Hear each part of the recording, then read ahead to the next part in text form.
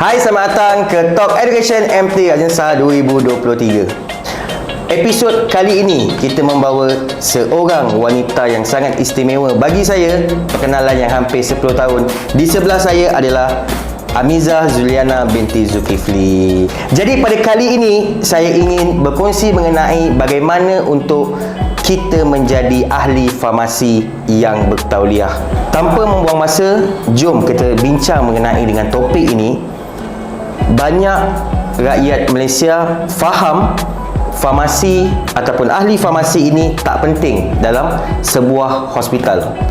Hakikatnya mereka adalah tonggak utama dalam sesebuah organisasi hospital, baik kerajaan ataupun swasta. Yang kita tahu, kita pergi hospital, kita hanya berjumpa dengan doktor ataupun nurse. Tetapi ramai yang tak tahu, tulang belakang yang paling utama adalah ahli farmasi. Jadi kali ini kita bincang dengan Zu, yang digelarkan diri dia Zu, yang sangat cantik, yang sangat comel, yang sangat bertamadun, yang sangat hebat di mata saya, menghandle masalah-masalah farmasi yang berada di Malaysia ini. Dan beliau juga adalah tonggak utama dalam menyelesaikan masalah COVID yang berada di Malaysia ini, yang ramai tak tahu. Okay Zu, so why you memilih untuk ambil kos farmasi? Sebab kos farmasi ni bukan mudah untuk seseorang pelajar lepasan SPM. Sebab orang kata pelajar yang betul-betul otak hebat je yang boleh masuk dalam bidang medik. And so why you memilih untuk jadi farmasis? Pilih farmasi dulu, kos farmasi, subjek farmasi tak famous.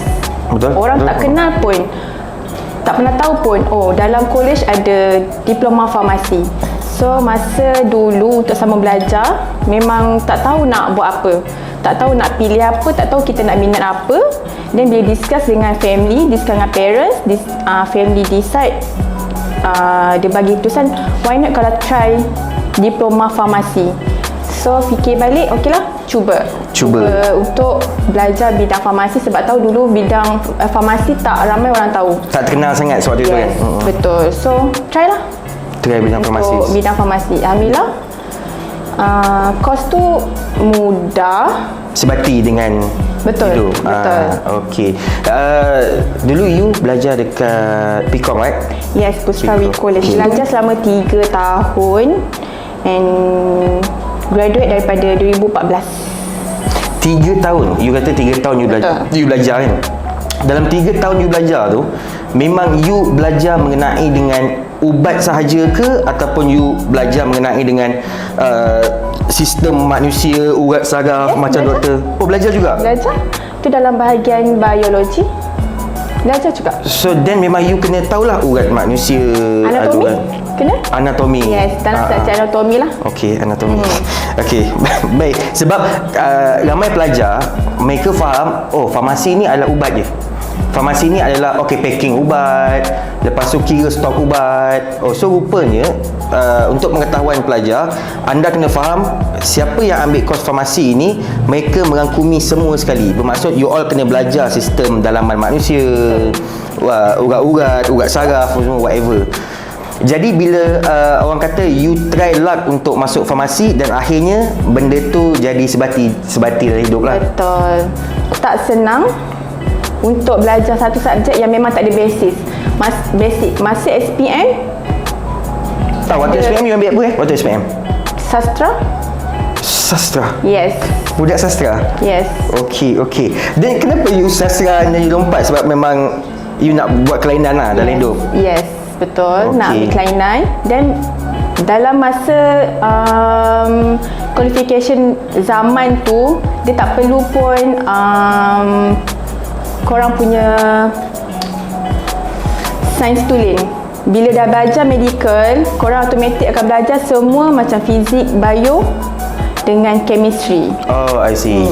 Bila you dah masuk dalam alam ni kan, alam farmasi ni, dalam tempoh 3 tahun, you rasa susah ke untuk nak belajar mengenai dengan ubat? Sebab ubat ni banyak. Yes. Ubat banyak. Ada ubat betul, ada ubat yang tak betul, ada fake, dan setengah manusia pula dalam alam badan kita, tak semua orang boleh menerima ubat yang sama.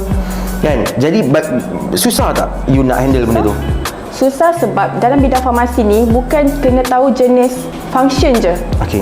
Kita kena tahu indication dia, ingredients dia. Kita kena tahu side effect dia. Pharmaceutical dia dalam ubat tu ada apa, untuk apa yang boleh, apa yang tak boleh. Dan you kena study sama ada untuk pregnant boleh, untuk kanak-kanak boleh, apa yang boleh, apa yang tak boleh lah dalam faktor umur, faktor kesihatan. Sama ada ubat ni sesuai ke tak sesuai. Oh, I see. So bukan semua ubat orang boleh makan, even function yang sama. So kena belajar banyak lah, more. Lebih daripada contoh doktor akan tanya, okay, patient ni start ubat ni, then duration dia berapa dia boleh makan. Oh. Dan berapa lama dia boleh makan. Dan boleh tak kalau penyakit ni makan ubat ni. So you punya tugas dalam satu hospital, doktor akan bagi arahan untuk bagi ubat-ubat pada patient. Betul. And then you yang akan sukat Betul. ubat tu. Betul. So tak ada lah orang kata, oh farmasi ni sebenarnya hanya ambil ubat dekat gerak and then bagi. Tak lah, maksudnya memang you lah yang kena packing ubat tu, and then you kena buat sukatan ubat tu. Yes. You kena check. Kita kena baca juga patient punya Chemistry dalam history dia. dalam medication dia, history medical dia. So kita kena tahu, patient ni ada sakit ni, tak boleh lah on ubat ni. Okey. So kita kena tahu semua. So doktor tak tahu, tak semua doktor tahu function ubat ni sesuai ke tak dengan ni. Patient ni ada side effect lain. So kita tak boleh bagi direct macam tu. So kita kena discuss dengan pharmacy team, boleh ke tak. Dia kita akan discuss dengan doktor. Doktor, patient ni boleh ubat yang macam ni je. betul. So agak hardcore jugalah tugas farmasi ni yang ramai tak tahu kan. Betul. Pernah tak patient yang datang hospital you dia menyalahkan farmasis sebab salah bagi ubat ke, ataupun dia makan ubat tu dia allergic ke? Pernah? So farmasis yang akan jadi mangsa utama lah. Yes, sebab tu sebelum kita dispense kita kena check allergic patient. Okey. Kita kena check patient punya history lah sebelum kita nak start bagi tu. Sebab ada setengah doktor dia takkan check semua untuk Betul. Sebab banyak lagi beratur kat luar. Yes. Betul. Pada pengalaman you, ada tak patient yang tak nak dengar cakap farmasis? Ataupun saya dah biasa dah benda ni?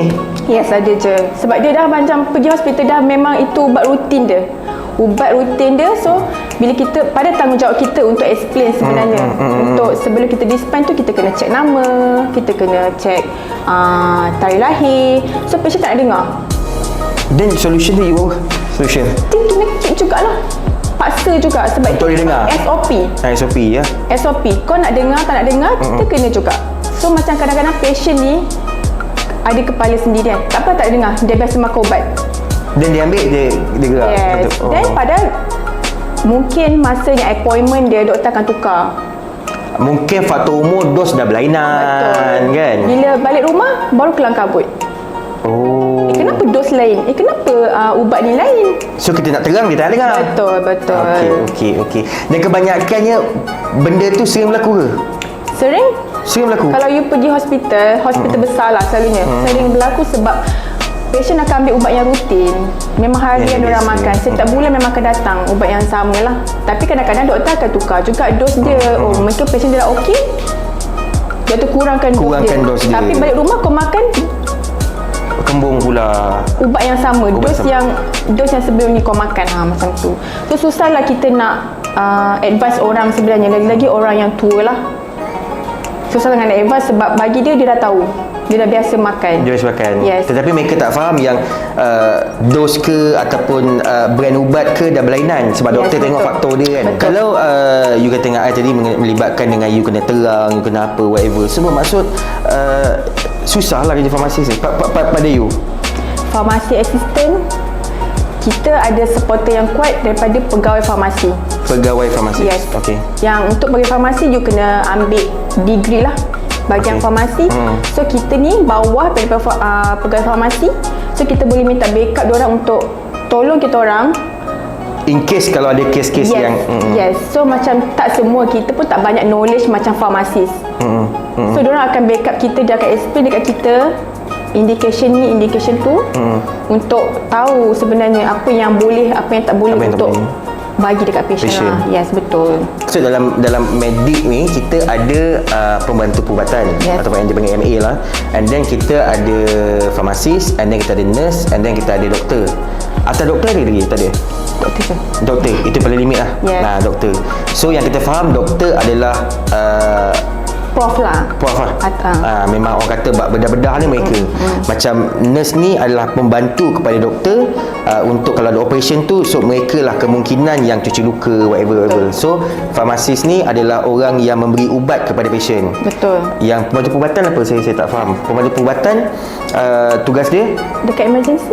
Emergency. Betul. Menjaga emergency. Okey. Kalau pengalaman you dari tahun-tahun yang keberapa pengalaman you jadi you habis belajar memang you terus masuk alam pekerjaan kan? Betul. So sepanjang you bekerja dalam alam farmasis, ubat apa yang paling susah you nak buat? Sirap. Bandung. No, sirap ni compounding sirap. Oh, okey. Compounding sirap. Kita kena tahu formula. Korang kena tahu kiraan sirap berapa yang Sukatan dia. betul. Kiraan dia punya volume sirap, tablet tu korang nak kena ambil berapa. Dulu kita pernah ada krisis sirap untuk ubat untuk kanak-kanak tak ada. Pernah ada krisis yang lama masa PKP, masa influenza. Kalau terlebih dos tu, apa jadinya pada patient? Bahayalah. Dia Ada boleh side jadi effect lah. ada side effect lah. Betul. So korang kena ada, memang susah untuk kiraan compounding. Korang perlukan ramai tim untuk betul ke tak kiraan ni. Sebab kita kira based on berat patient. Ini satu Yes, ilmu yang betul. barulah. Korang- So bermaksud you kata memang kita kena tengok berat patient tu baru kita tahu dos ubat tu apa. Betul. Oh. Kalau kurang macam mana? Kalau lebih macam mana? So kalau kurang ubat tu tak jalan dalam badan lah. Betul. Kalau terlebih pula hyperactive Lebih, pula. Side effect lain lah. Side effect lain lah. Okey. Jadi kalau untuk pelajar-pelajar Malaysia nak masuk dalam bidang farmasis kan, apa kelayakan dia tu? Masa zaman saya untuk sambung belajar tu buka website, dia perlukan 5 kredit dalam Maths, Sains, 2 tu wajib lah, NBM, BI, dan ada satu lagi subjek yang sampingan lah. Make sure kena 5 kredit. 5 kredit. Bila sekarang mungkin 5B dalam subjek lah, depends on subjek. So you kata tak semestilah siapa nak masuk dalam alam medik ni kan, dalam medical ni kena ambil sains tulen, SPM kena ambil sains baru boleh masuk alam medik. So macam you tadi you ambil sastra tapi you still boleh masuk. Betul. Yang penting kena ada 5 kredit. Betul. Oh, so bermaksud kalau pelajar kalau anda ambil kos yang lain waktu form 5, sebenarnya anda boleh try juga, anda boleh cuba juga kalau anda minat dalam bidang medical. So janganlah putus asa bila anda rasa oh aku form 5 aku dah ambil sastra, so lari daripada bidang aku, so aku tak boleh sambung belajar dengan medik. Sebenarnya benda itu salah. So anda boleh try and error, sebab di Malaysia ni banyak kolej swasta ataupun banyak universiti yang mereka memberi peluang yang besar untuk anda sambung belajar. Jadi jangan sia-siakan perkara tu. Yang penting satu benda, minat. Minat. Kalau tak minat, apa pun yang kita ambil sebenarnya tak jalan. betul. Kan? Dan usaha. Macam kita dulu lah kan, minat each other. So sekarang ni you rasa arah tuju sebagai seorang farmasis ni cerah tak? Alhamdulillah, kau nampak aku cerah tak? Cerah. Cerah cuba nanti kurang. Okey, I nampak cerah. Cuma daripada pandangan you kan, dengan sekarang ni, sorry to say, macam ini pandangan peribadi I lah. Sebab I tengok kadang-kadang kalau kita pergi dekat mana-mana kedai farmasis kan, kadang-kadang mereka tak ada knowledge farmasis pun. Diorang hanya lepasan SPM. Betul. And then kerja jual ubat demam, jual itu semua kan. So, you rasa adakah arah tuju tu cerah kalau kita sambung belajar? Cerah. Sebenarnya kalau you all pergi farmasi, you all jumpa orang-orang yang lama kat situ, diorang pun sebenarnya tak ada basic on farmasi, tak ada study dalam farmasi, tapi sebab pengalaman Mereka. Yes, diorang belajar sendiri. Nombor ni lah yang senior-senior yang kat dalam farmasi retail, diorang belajar sendiri. And pengalaman diorang dengar daripada farmasis expert dekat customer, dekat patient. So diorang dah boleh tahu dah. Tapi diorang tak tahu indication, diorang tak tahu ingredient. Betul. Diorang cuma tahu basic je. Basic je. Betul. So yang proses ni you all lah. Yes. Okay, ini I just nak tanya perkongsian untuk masyarakat Malaysia lah kan. Sebab yang I tahu, kalau kita banyak ubat dekat rumah dah expired, Betul.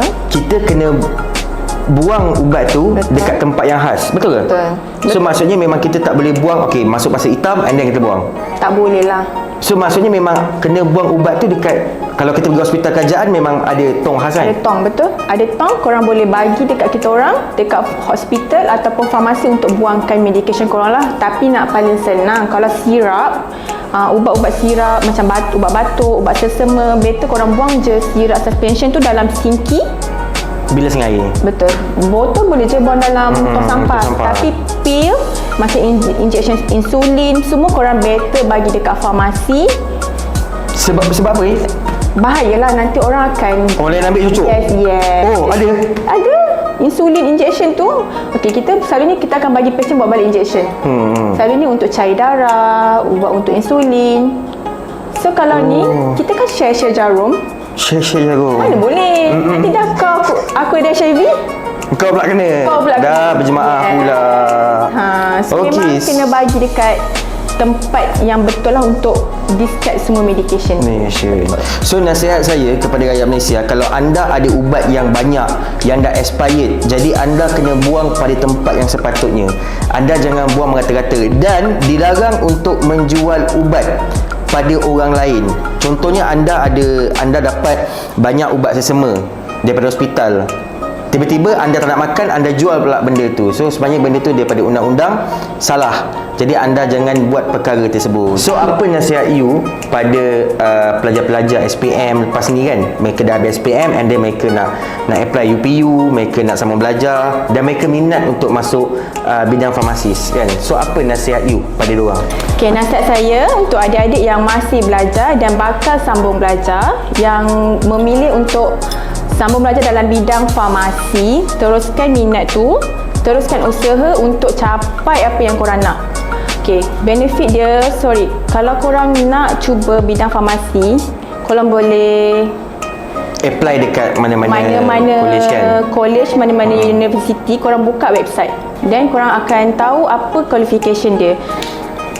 So itu yang orang kata memudahkan lagi lah kan. Yes, yes. Sebab tak semestinya kena masuk orang kata USM, Universiti Sains Malaysia. Sebenarnya Betul. banyak peluang besar. Betul. Yang mereka boleh masuk. So benefit korang boleh tahu knowledge, korang boleh bagi tahu family korang, korang boleh share knowledge korang dengan kawan-kawan, dengan masyarakat.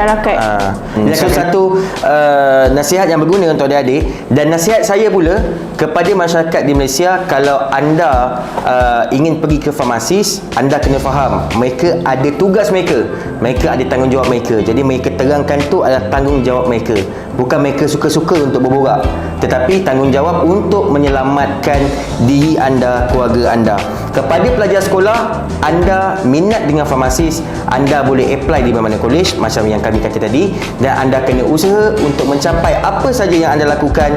Dalam sistem pembelajaran tidak ada yang mudah, semuanya susah. Betul. Yang paling penting adalah minat kita untuk berjaya ataupun tidak.